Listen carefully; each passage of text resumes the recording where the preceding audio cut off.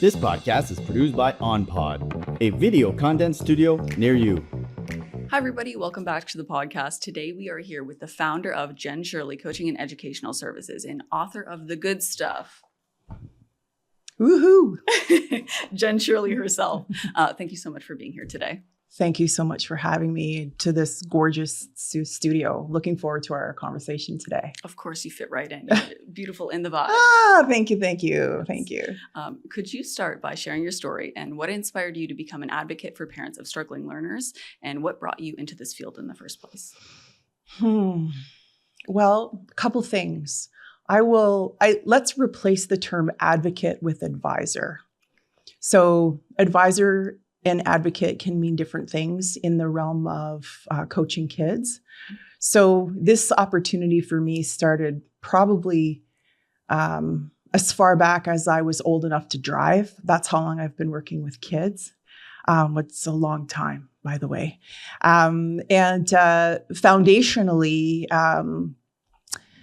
I was hired way back in the mid to late 90s at an intermediate school here in the West End of Ottawa. I worked at D'Aubry Moody, which is in Bell's Corners. I was hired to run a grade 8 homeroom and hired by a great principal. Shout out to Harry Gervais, who hired a whole whack of us that year to fulfill his staff.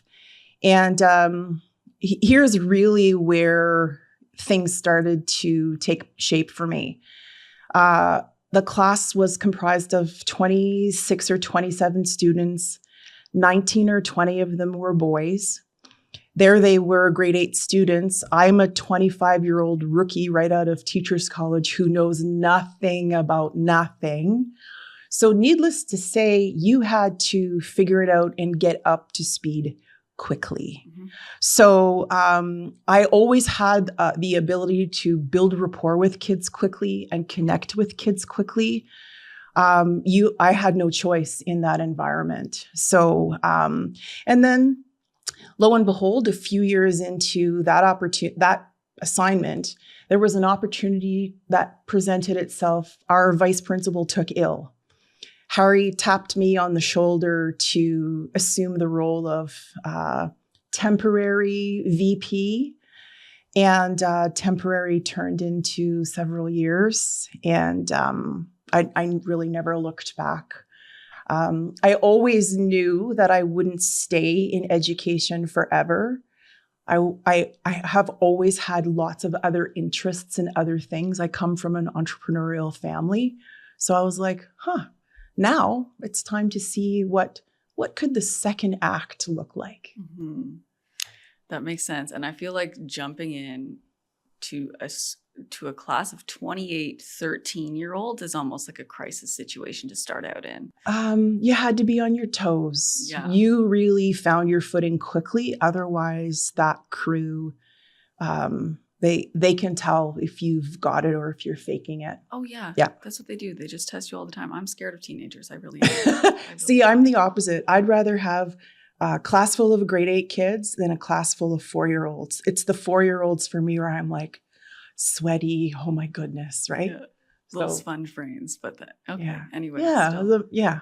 That's personal preference, I guess. No, exactly. Yeah. And if you can teach 13-year-olds, you can deal with adults, right? I mean, I feel like adults are just kids in different bodies. Anyways, Mm-hmm. You've been a longstanding leader in public schools. Did that experience shape your mission and philosophy of supporting parents and kids differently than maybe a different occupation would, or how do you view that? Yeah, I mean, I had a front row seat. You know, I had that privileged position of being boots on the ground and seeing what was working and what wasn't working. And I noticed that there were so many kids who were struggling with a lot of the same things. Poor relationships, terrible communicating. They couldn't manage conflict. They couldn't manage themselves. They were often misreading or misperceiving situations that caused a whole whack of cascading effects down the line because it didn't allow them to fit in with the peer groups who did not have those deficits. So it occurred to me that we needed a different approach to teaching these kinds of kids. And the solution lies inside that area of executive function, which I know we're going to talk about in a little bit. And the biggest ROI in getting to support our kids is to make sure that the adults who are in front of them have those skills. So whether it's the educators in the classroom or the parents who are at home, making sure the grown-ups understand what's really going on in the background there is I think, critical to shifting the landscape there a little bit. Okay. Now, this might be a little bit of a taboo question, but do you think these deficits that people have now, say a lot of people are saying they have autism or ADHD, and they might very well have those things. Do you think that it's because we are not teaching these executive function skills, or do you think it's something that we have to pay more attention to rather than just substituting directly with medication, or how do you feel about that? Couple of things. So no, I don't think it's a taboo subject. Okay. And I would want to ask a follow-up question. So if you feel that there is anxiety or ADHD or autism spectrum disorder, the only way that those things can be pointed out is by a licensed professional psychologist. Mm-hmm. I think where we go astray a little bit is the people who are on the endless scroll and self-diagnose. Mm-hmm. Oh, I have that. I have that. I have that. Well, we probably all do to some extent, but because you're sharing some of the characteristics does not mean that that is a diagnosis that can be attached to you. Mm-hmm. So, and the other thing I would say about your question, Kristen, is there's so much overlap between the tendencies of a person who has ADHD, high functioning ASD, generalized anxiety disorder. So many of those things share a million characteristics in common, mm-hmm. that you have to be really precise and careful not to overgeneralize, because I don't think that's good for anybody. Mm-hmm. Yeah, it makes sense. And sometimes there are just skills that, like you said, you may lack, that you need to develop a little bit more, and then you will see those symptoms start to subside a little bit if you do work on your actual executive function skills. You got it. Okay, sounds good. See, you already know. You already know. I'm picking it up. I'm like, what work do I need to do later? Okay. Now, your book, The Good Stuff, what great parents do differently to support their school age kids, has garnered praise for being concise and practical. What are the central takeaways you hope parents will gain from this book? Listen, I struggled for a million years to try to put this document resource together.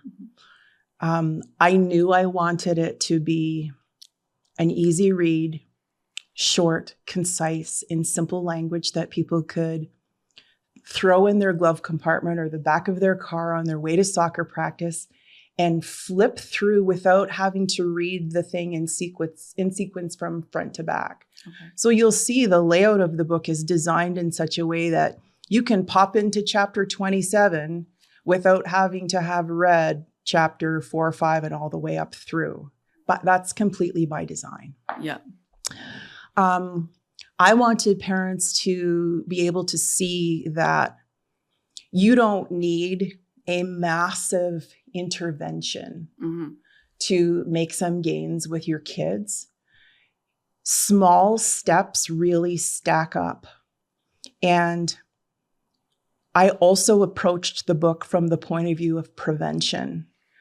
These 27 or 28 principles that I have in there are a lot of the common things that can come up in my work over and over again. So I wanted to collate them so people didn't have to scour the internet for something reliable, and they could understand what they're likely to face and be prepared for what's coming before it actually happens. Mm-hmm. And it's funny too, guys, because I just went to Principle 18 and it's good, which is nice too, because this is a very like bite-sized book. But I'm thinking back, I do have a book of CBT, right? Cognitive behavioral therapy, and it's like fat. It's a fat book. That's a daunting thing. Yeah, so it's a lot of, it's daunting to look at as a parent if you wanted to, say try to help one of these traits that you wanted to get better at. And, this is a lot more, like you said, while Timmy's at soccer practice, look through the book and you might be able to prevent some things in the future. So that's really nice to have. Simple, easy language that people can understand. Nice. Now, the book and your coaching emphasize the how of learning and not just the what. Could you break down what this means in practice and why it's so critical for students that are struggling? Yeah, so I get asked often to define what I am. Are you a tutor? Are you a therapist? What are you? I did this before the episode, so. In fact, I fill that sweet spot in the middle. I'm a coach. I'm a learning strategist. I'm an advisor. So most tutors will focus on the what, the subject matter content, right? Let's say your kid is struggling in mathematics. You're going to find a tutor who may be able to support that academic content. The work that I'm really interested in is over on the other side, the how. So this is the methodologies. All of those tools and roadmaps and traits, the how to access learning.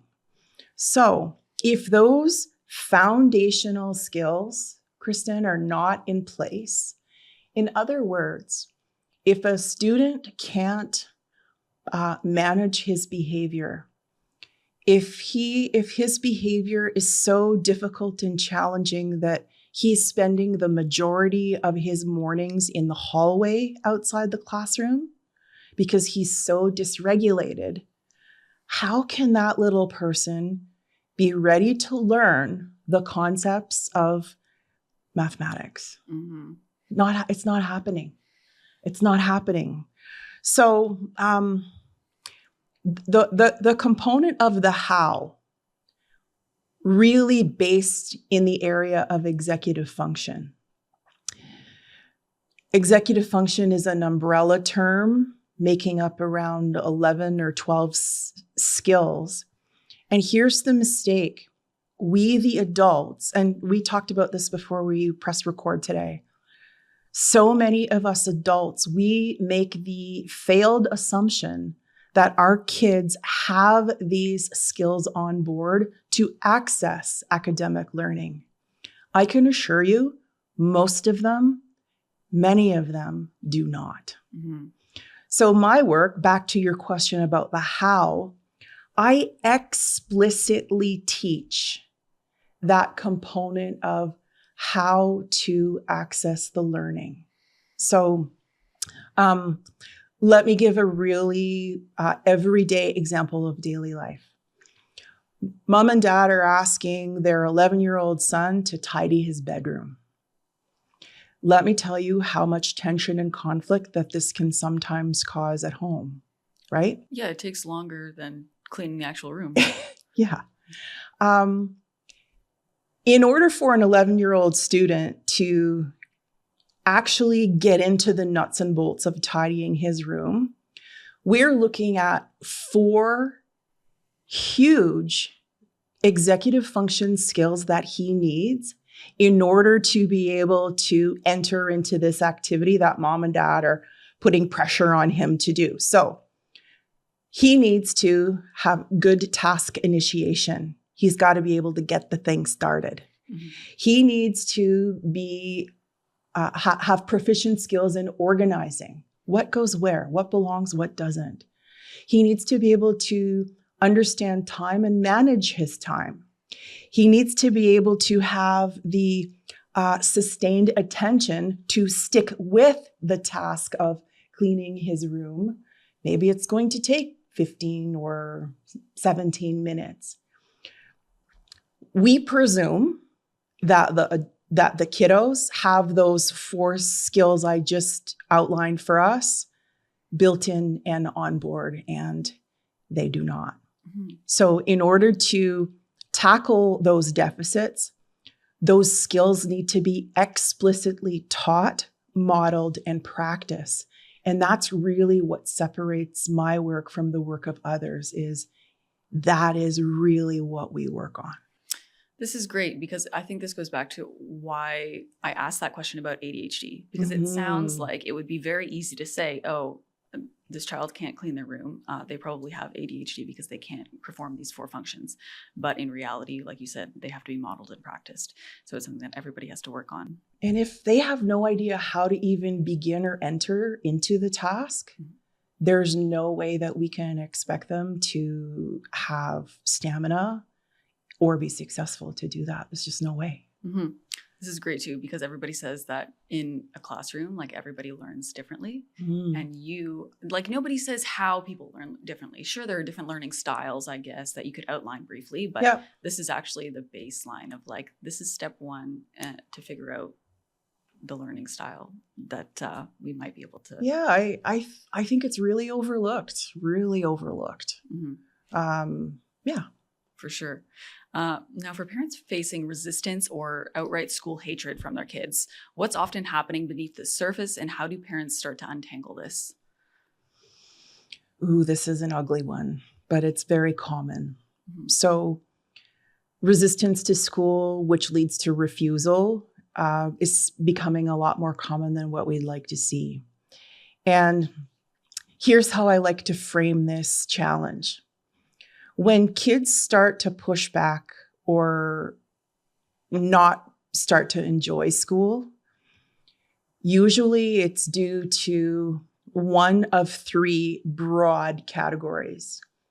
We've got a problem with people, we've got a problem with the program they're in, or we've got a problem with the environment, okay? Within those 3 big broad categories, I go a little even more specific and tease out 11 specific categories that report back to those big 3 that I just named.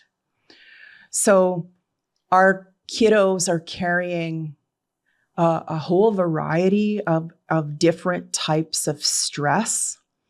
And sometimes parents don't realize that identifying the type can lead to the proper solution in the proper sequence.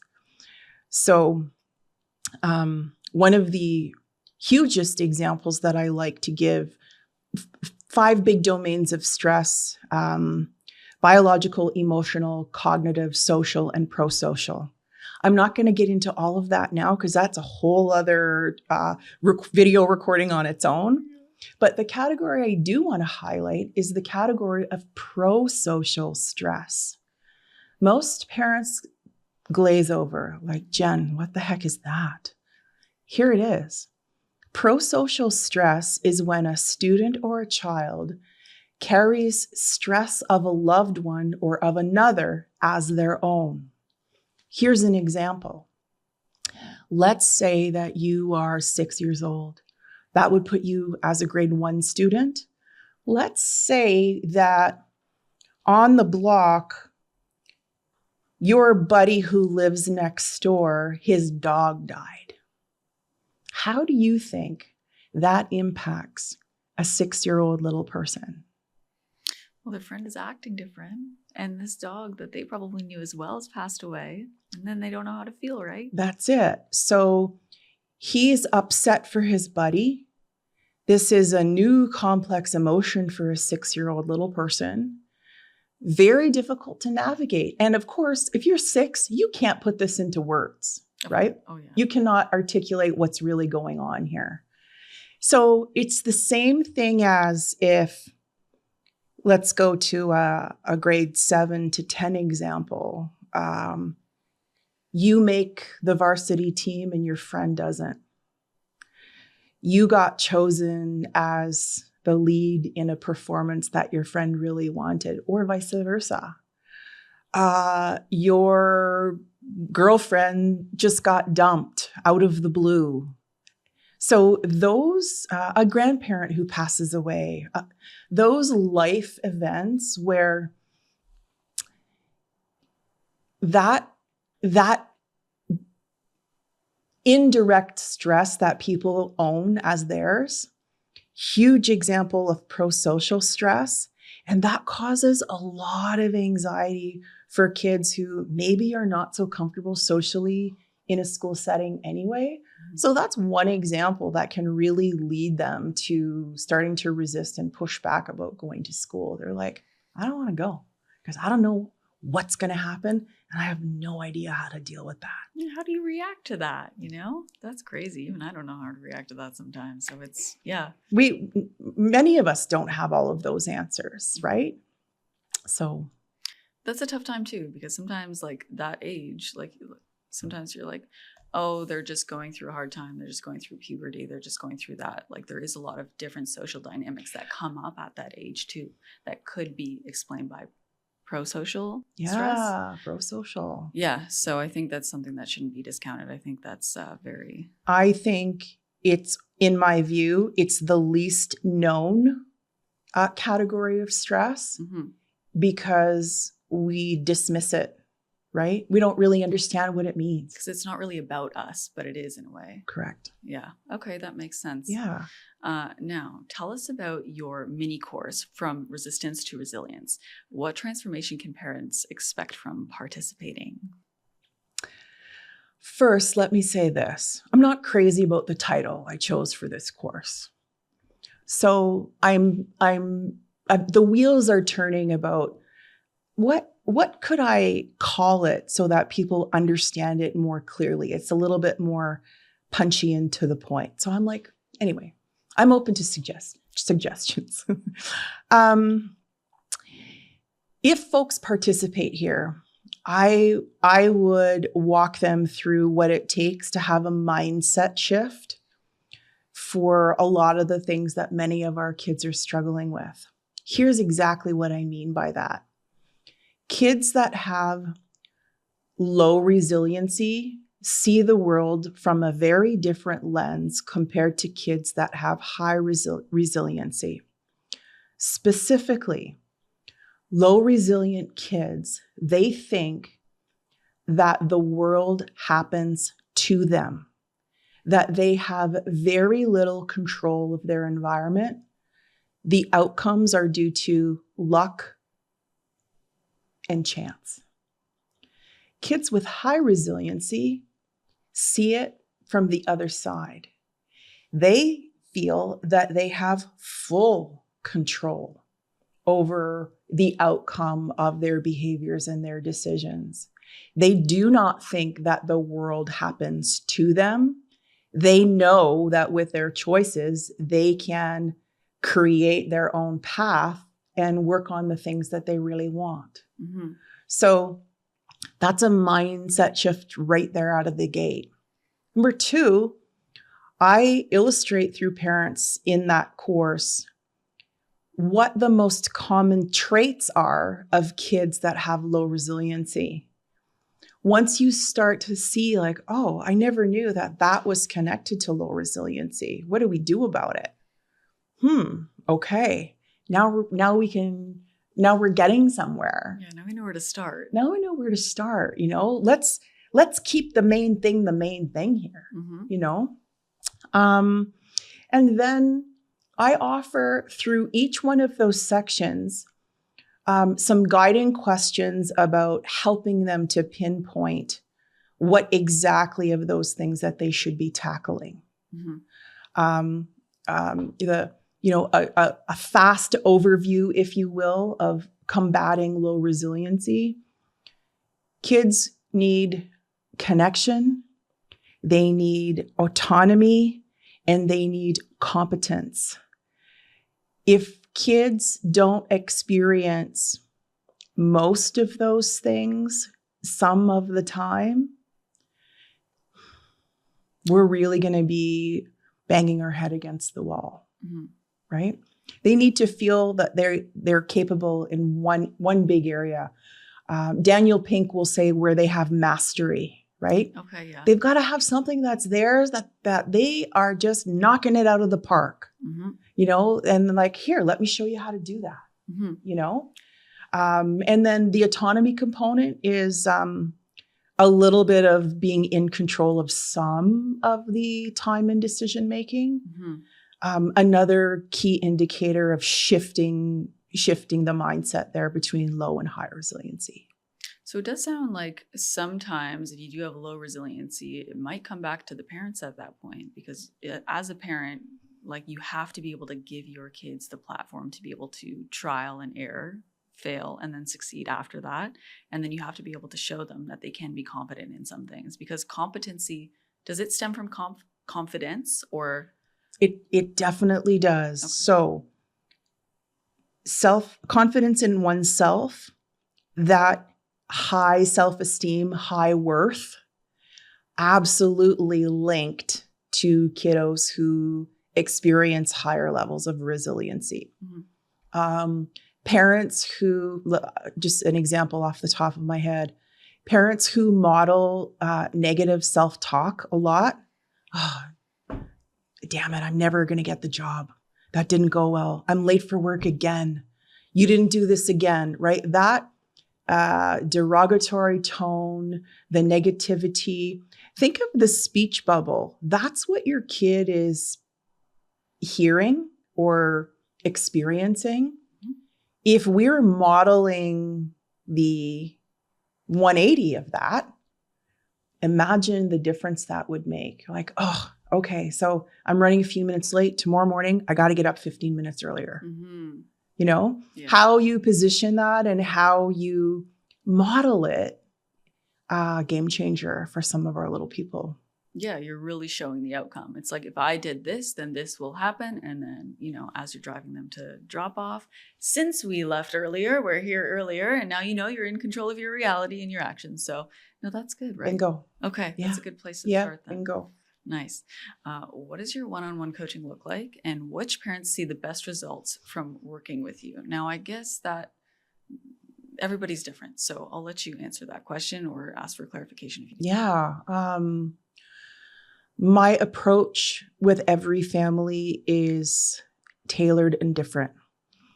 It will depend uniquely on the age of the student and what it is that we're trying to boost. So for example, and again, I think I said this earlier before we started recording, the younger the kiddo, the more impact I can have while working with mom and dad. For example, the cadence might be, I might see the young person face to face for 2 sessions. And then on session 3, it's going to be mom and dad and Coach Jen. Sometimes with my older kids, right? Let's say I'm working with a boy in grade 9 or grade 10. The cadence might be 4-to-1 kid to parent. One of the differentiators in my work, Kristen, is the involvement with the parent. So that is critical. It's not exclusively with the student. Yes, that work really matters, but fundamentally, mom and dad get to have the biggest impact on their kids. So if I'm coaching them in the back end and then empowering them in the back end, it really indirectly but directly supports the student, right? So an ideal client might look like a parent who's really ready to do some heavy lifting. Let's get into the nitty-gritty of what has worked in the past. what maybe it worked somewhat, but you're ready to try a different approach. There aren't a lot of people who are in the lane that I'm working in right now. And I don't know, I think I can provide really great context because of the boots on the ground that I've been in schools. I can tell you where the kids have been, what they're experiencing on the day-to-day, and what's coming on the road a week ahead, a month ahead, 6 months ahead. Mm-hmm. So that context, to be able to position and frame my work in that regard, to me, it's a really successful recipe. People who are tired of playing defense, right? Parents who are always in reaction mode. Mm-hmm. Like I had mentioned when you asked about the book, let's get out in front of some of those things. I know they're coming your way. Mm-hmm. I know every grade 4, 5, 6, 7 kid is going to say to mom and dad at some point, well, this is not fair. Let me point you to the chapter that addresses exactly that. Okay. Sometimes parents have the misconceptions that their kid needs to have had a diagnosis to work with me. Not true. They need to have already visited a psychologist and come with a report in hand. Not true. Not true. So my sweet spot is probably, junior age students all the way to, I would say, grade 10 or grade 11. Mm-hmm. And I offer a variety of packages depending on needs, budget, and the time frame that we're looking at. So I think I've answered your question. No, for sure. Like, especially there's so many different types of people, and it's great that they don't need a diagnosis to come and work with you. They do not. And I think at the same time, it's very nice to be able to connect with the kids. And once you do connect and see where they're coming from, you can probably pinpoint it back to like, maybe this isn't completely a you problem. Maybe let's talk to the parents about why this happens, because I'm sure it does stem from somewhere, right?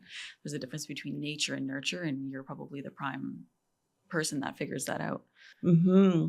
And I have a feeling that this is going to come up in a little bit, but one of the things I see frequently, and it is purely well-intentioned, is families who are getting in their own way of helping their kids make progress. So I won't spoil that because I know it's going to come up in a bit. Okay, sounds good. Okay. So you guide parents in supporting building blocks like executive function, self-regulation, and communication. Can you share a practical strategy that a parent can try at home today? Well, I'm going to give you 4 or 5 key ones here because this is just way too good of a question that I can't stop talking about it. Great. So is that okay? This is amazing. Okay. I would start by saying to that parent, who the heck is in charge in your household? Is it you or is it your little person? When parents hear that, sometimes they can kind of go, in this day and age, what do I say? Is it everybody? So one of the first things that I really want to reiterate with families is I'm giving you the permission to take back that parental authority that you kind of inadvertently lost or accidentally gave away because you're tired. Yeah. There's no blame here. It's simply, we gotta rein some of this back. So point number 1, who's in charge? I also want to talk about something that I see time and time again. So this is the trap of creating an environment of high giving with low expectations. Here's what I mean.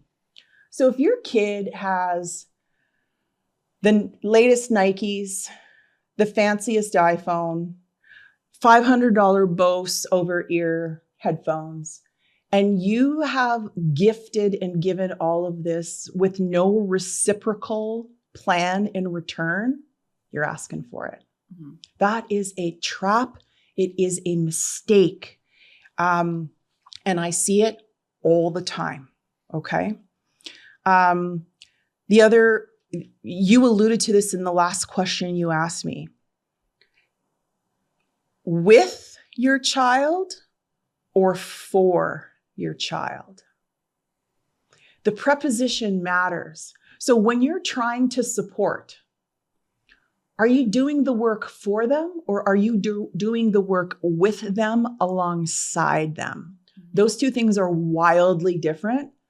Most moms make the mistake of doing the work for them. And that takes away the competence part, right? Because then they can't do anything for themselves. They've never had to. They've never had to. No stamina, no ability to problem solve. Oh, don't get me going, right? Don't get me going. Mm-hmm. I would want parents to know that you have to foster a tolerance for boredom. Mm. If the mom and the dad have the kids programmed for 75 activities during the week, or they're the cruise director on the weekends where everything is in entertainment, you're asking for it. Kids need to be able to tolerate downtime, quiet time, where the kid version might be, hey, I'm so bored. That's really what I'm looking for you to be able to implement. Okay. So you want the kid to be bored? I do. I want them to have a taste of what that's like, because if they always need that stimulus, we're looking for problems down the line. Drugs later? Maybe, yeah. But a fast-paced environment where exhaustion and overwhelm is bred. Right. You know? Mm-hmm. And then the last thing I'm going to say here, and this is just such a scary one, no tech in the bedrooms. Okay. Yeah, that would be hard. Okay. If you have a 10, 11, 12, 13, 14-year-old boy who has a computer in his room with open access to YouTube, you do not want to know. Yeah, I don't. Yeah, right? Mm-hmm. Those boundaries, those guardrails, let's make sure that they're in place. So those are just a few key ones off the top of my head that I think could be really helpful. Okay, sounds good. If there's no tech in the bedroom, what if the child is reading until like early hours of the morning? What would you do then? Two things. I want to know what he's reading. And I would want to know, what are we doing to make up the deficit for loss of sleep and lack of rest? Okay. Right? So if I had to pick one, YouTube till 3 a.m. or a great historical fiction, let's go with the latter. Yeah. That's the problem I'd rather tackle. Right. But there still is the issue of kind of reining yourself in, and you have to be able to know when to stop. Yeah. So I'd want to know, what's the pre-bedtime routine? Why is there all of a sudden, an afterlife after midnight where he comes alive? Mm-hmm. Lots of different reasons could be the cause for that. Okay. Sounds good. So there's a cause. It's not always just they're doing this. It's probably for a reason. Usually. Okay. Yeah. Good to know. Usually. Yeah. Now, how do you work with parents and educators to implement supports often given or recommended in psychological reports? How should I say this? Let me start off by asking, I would want to know, what was the intended outcome that mom and dad thought that the psych report was going to give them? What did you think that process was going to do for you and your kid? People often misunderstand the purpose of that exercise. They think it's going to be the, how shall I say, saving grace, the fix. Well, in my experience, many of the things contained in the report are going to just show you the hardcore data about things that we already knew or presumed. Mm-hmm. Okay. So That's sort of the first thing that I would want to know is like, let's get the expectations to match. Okay. Then they often come to me with report in hand because somebody from the school or somebody has said, I think your kid has X, you should really get them assessed. Mm-hmm. They then have a 30-page report with 28 or 29 recommendations that they're left clueless with how to implement. That's really where I get to help out a lot. Mm-hmm. Explaining the language that's in the report, explaining what some of the different categories mean and how they can be applied practically into the day-to-day. Not just the theoretical component that sometimes the psychologist will refer to. What does that really look like? Boots on the ground. Mm-hmm. You know? That's what I was going to say too. You have that perspective that you were a teacher. And if you were to have given that report, what would be the end goal for you as a teacher? And how would you want that parent to kind of match you on that? That's it. The psychologists, as brilliant as many of them are not boots on the ground in the classroom. Often, the majority of the recommendations that are made cannot be implemented feasibly by the classroom teacher. Right. You can't implement X, Y, and Z with 27 other kids that may all have ABC that we're working on. Yeah. Okay. So I take the overwhelm, the complexity of receiving that report, because that process in and of itself is a stressful one. And then we figure out what order are we going to tackle these recommendations in? Because the sequencing matters. I wouldn't want a parent to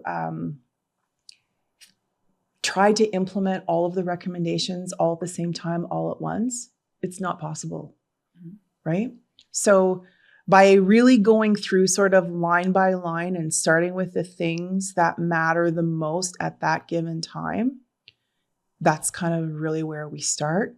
And we start to build upon that. So I take away the overwhelm. I take away I don't know what any of this language means, Jen. I got you. Mm-hmm. Let's figure it out.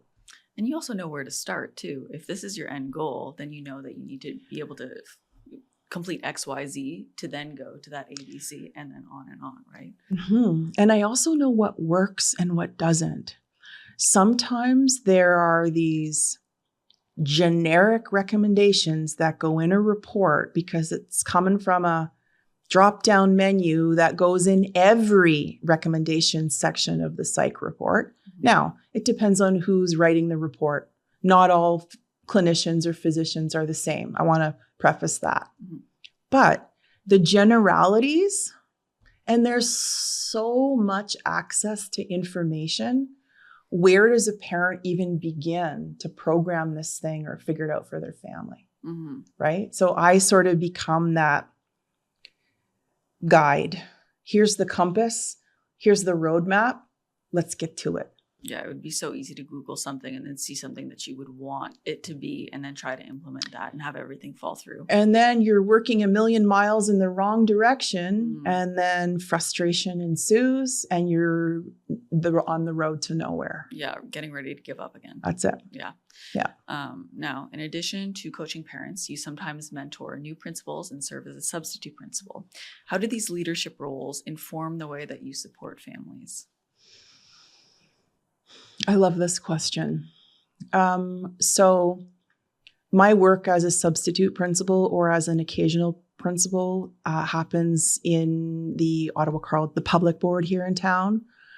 And I love that work because it keeps me in the game. Mm-hmm. It allows me to still, what's changed, what's working, what's different. How does it feel in here? What is it? What does it look like, sound like, and feel like? Yeah. I get to have conversations with kids in real time. I get to have conversations with the adults in real time. Mm-hmm. In my opinion, it's somewhere where I can have really big impact, because as a person who's not in it day to day, I see things very differently than the person who's there leading the school every day. Mhm. You know, I'm lucky enough to be a pretty good communicator. So the way I can enter into an issue or enter into what could be a difficult or daunting or contentious conversation, that can sometimes be helpful, especially if we're dealing something that's either been a long-standing issue or something that's multi-layered and complex. Listen, the transition when a teacher gets promoted to vice principal or principal, the transition is massive. Leading a school is incredibly complex and exhausting.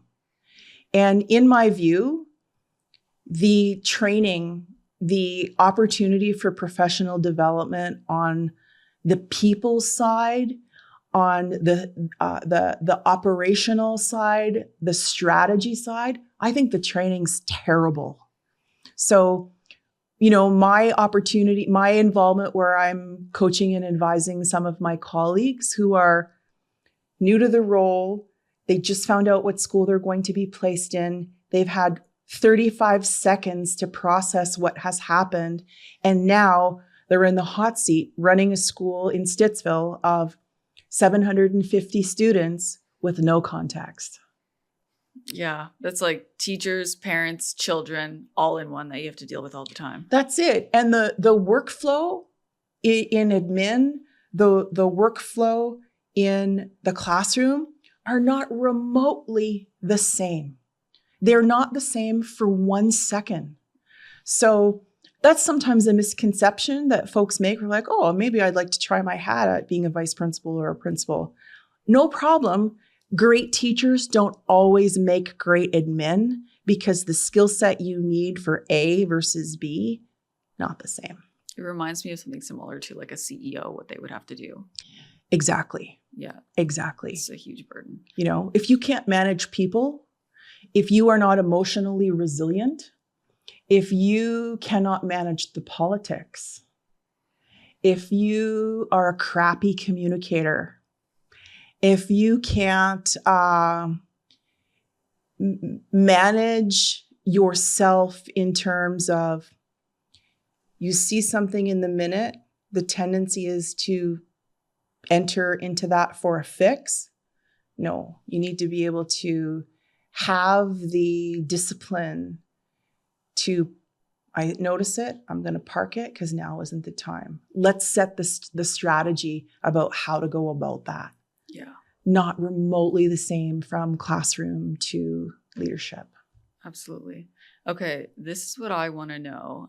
You've had to see so much of what goes on in classrooms and then dealing with parents. Over the past few years, we've had like a lot of changes with like COVID, working from home, going to school from home. I'm sure the learning styles have changed and kind of changed from doing that. And then there's also a huge difference in technology. So kids have a lot of access to like not just Google, but ChatGPT, and like there are phones and technology everywhere. It's probably very rare to see a household that says no tech in the bedroom. So what do you see happening from those changes? Is there anything that kids are struggling more with now because they have access to all those resources? What do you think, and what do you think that parents should do about it? It's a loaded question. I have a few thoughts on that.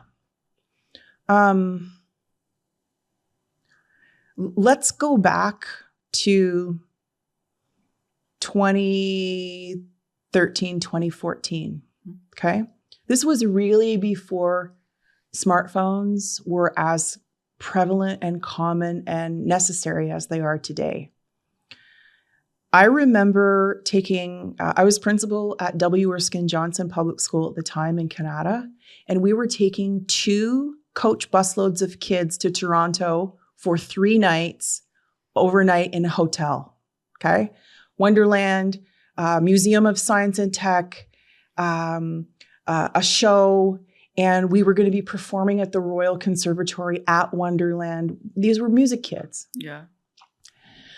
The uproar at the time was the mums and dads and the staff freaked out about whether or not back then we were going to permit the kids to have their digital cameras on the trip. Oh my God. Okay. So you'll see where I'm going with this in a minute. Yeah. In 2013, 2014, that was the tech. So I had some options. What can I do here? Well, I can tell the kids they can't have them. Or we can try to monitor them like crazy. Or we can teach them how to use the damn thing. Mm-hmm. The same thing applies now to our devices, the new role of AI or ChatGPT or whatever platform that you're going to be using. That is never going to go away. So what did we do? Again, back to 2013, 2014. Here's acceptable use. Here's not acceptable use. If you are recording something that can't land on the opening clip of the local news, you probably shouldn't be recording it. If you are posting or sharing something in the same light, right? So those, again, we're back to explicit, deliberate teaching of the deficit skill. Mm-hmm. You know, that's a very long-winded way of answering your question, but there's that, you know, that happened in the 50s when tech was evolving from radio to TV. It happened when the internet came to light in the late 1990s, 2000, when it really became prevalent. And I'm sure it's going to shift again and again and again, you know, during our lifetimes. So to me, it's let's teach to the skill about how to use that thing ethically, productively, where it's not hurtful or harmful. And if that's the approach we take, I kind of think we'll be okay. Yeah, that's good too. Like you said, it'll always be around. So even if it does kind of deter learning a little bit, like what I'm worried about is like, you know, if you're always on ChatGPT, like getting answers from there, like you might not be able to think critically. But then again, there's a right way to be able to use that thing. You can't use it for XYZ, but you can use it for this, and that's great. I think those soft skills, Kristen, are going to become the currency in the future. Mm-hmm. The ability to make eye contact, hold a conversation without reading from a prompter, you know, though, think on your feet, shift, change the topic of conversation. In my view, those things are probably really going to be coveted in terms of skills.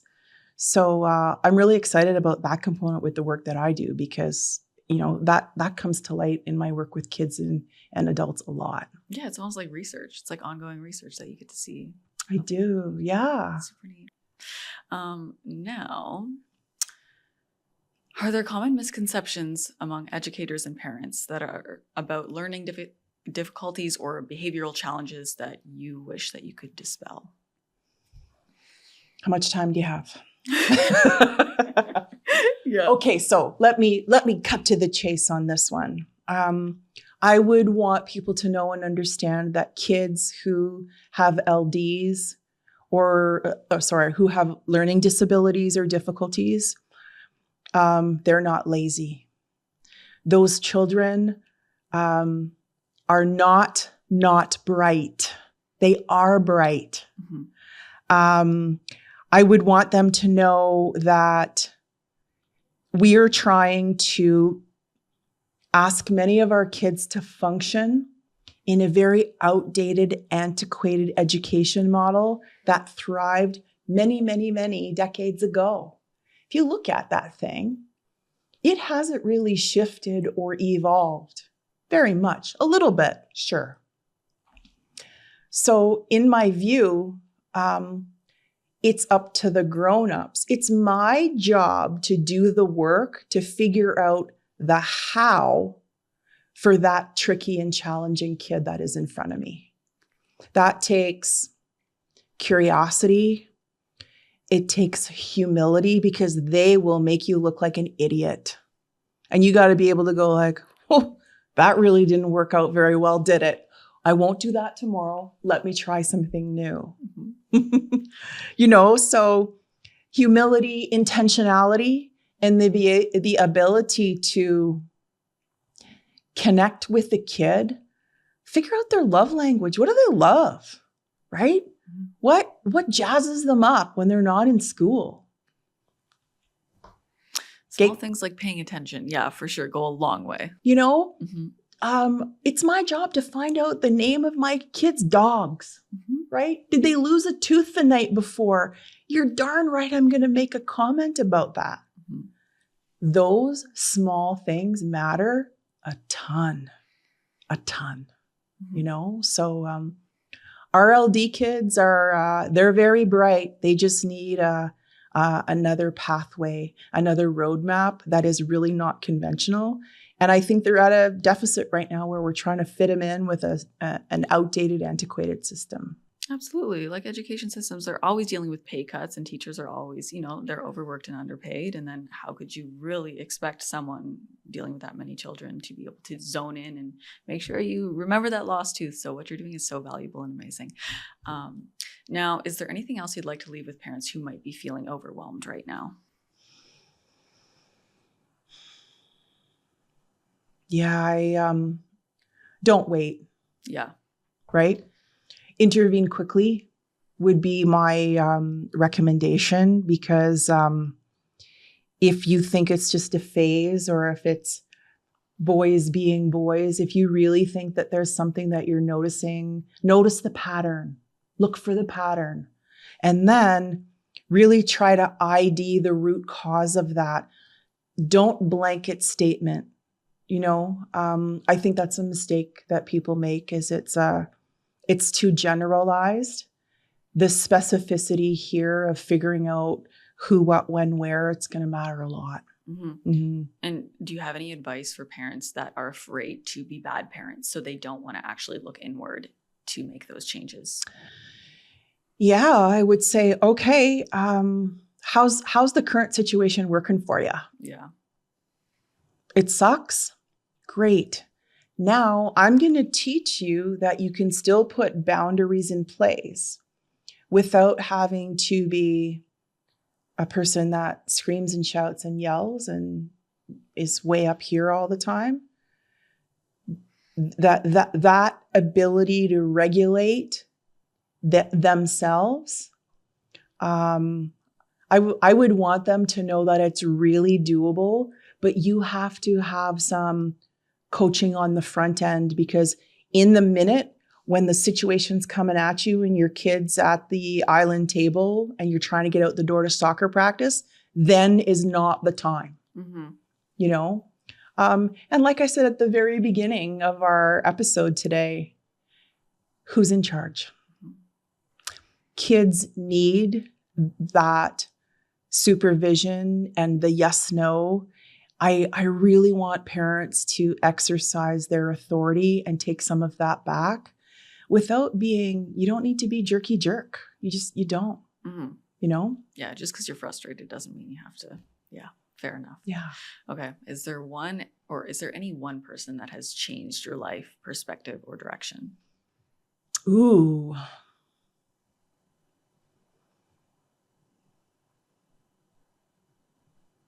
Yeah. So I'm gonna mention my husband Todd.